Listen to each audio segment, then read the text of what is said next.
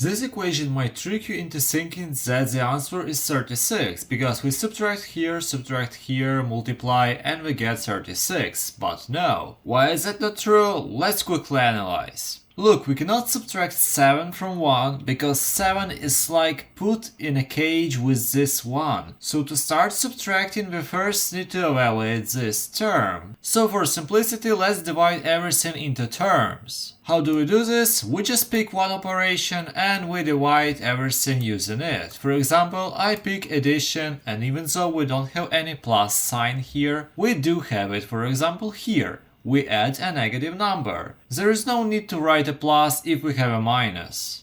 Same goes for here. Wait, if you like the explanation so far, please consider subscribing. Thank you.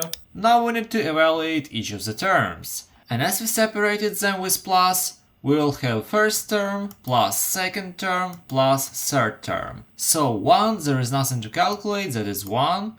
Then minus 7 times 1. Pretty simple. We'll write it in the brackets, that is minus 7.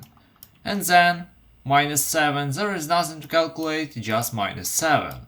Always do not forget about the sign of the number. And now we add it. 1 plus minus 7 is minus 6.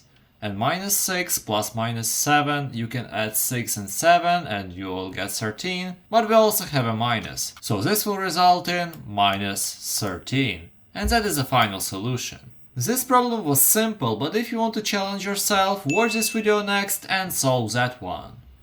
Have a nice day!